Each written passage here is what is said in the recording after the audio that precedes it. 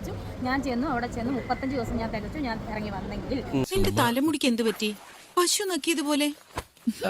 അതുപോലെ ഞാൻ ദുബായിലും അല്ലെങ്കിൽ ബഹ്റൈനിലും ഒക്കെ ഇനോഗ്രേഷൻ ചെയ്തെങ്കിൽ ഞാൻ ഫയർ തന്നെ. പെണ്ണുങ്ങളെ കുറിച്ചുള്ള എന്റെ സങ്കല്പങ്ങളൊക്കെ തെറ്റി. കൂടുതൽ പ്രസ്സിംഗ് വേണ്ട. ശരി, രേണു സുധി ഫയർ തന്നെ. ഞാനത് വിശ്വസിക്കുന്നില്ല. വിശ്വാസം ഇല്ലെങ്കിൽ നിങ്ങളെ പിടിക്കാണ് പറയുന്നത് ശരിയാ. അത് ആൾക്കാരൊക്കെ പറയണ്ടേ, ആദ്യം ഫയറാന്നൊക്കെ പറഞ്ഞിട്ട് പിന്നെ ഭയങ്കര. അത് ആൾക്കാർ പറയട്ടെ, അതവര് പറയട്ടെ. നിങ്ങൾ പറഞ്ഞ കാര്യമൊക്കെ ശരി തന്നെ. എനിക്കെന്താ, എനിക്കൊന്നുമില്ല. ആൾക്കാരെന്തൊക്കെ എന്നെ പറ്റി പറയുന്നു. പപ്പേട്ടനെന്ന് എനിക്ക് വിശ്വാസമില്ലേ? ഇല്ല, സത്യം. ഇല്ലാതതിനും ഉള്ളതും എല്ലാം പറയണ്ടേ. എനിക്ക് എന്തെങ്കിലും പ്രശ്നമുണ്ടോ? ഇല്ല, ഇതൊന്നും കണ്ട് വിരളാൻ പാടില്ല കുഞ്ഞുങ്ങളെ. തൊലിക്ക് നല്ല കട്ടിയാണല്ലേ. എനിക്ക് യാതൊരു പ്രശ്നമില്ല, ഞാൻ ഇങ്ങനെ തന്നെ പോവാണ്. നമ്മൾ എന്ത് ന്യായം പറഞ്ഞത് മാറ്റാൻ ശ്രമിച്ചാലും നടക്കില്ല. ഒടുക്കും ദൈവം തന്നെ നമ്മളെ കൊണ്ട് ചെയ്യിക്കും. ആര് കപ്പടിക്കും ചേച്ചി? അനു, അനീഷോ, അക്ബർ, ആരും വേണം കപ്പടിക്കട്ടെ. സന്തോഷം. നീ മിണ്ടരുത്. നീ മിണ്ടാറാവുമ്പോ ഞാൻ പറയും. നല്ലൊരു ഗെയിമറിന് കിട്ടട്ടെ. മാനേജറായ ഇങ്ങനെ വേണം. ഞാനൊന്ന് ടേസ്റ്റ് ചെയ്തല്ലേ.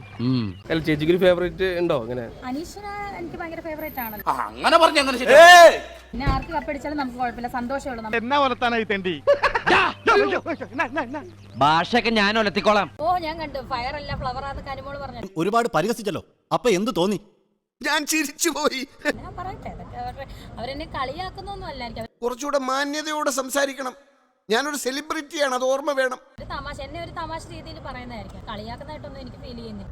നിനക്ക് കിട്ടിയതൊന്നും പോരല്ലടാ.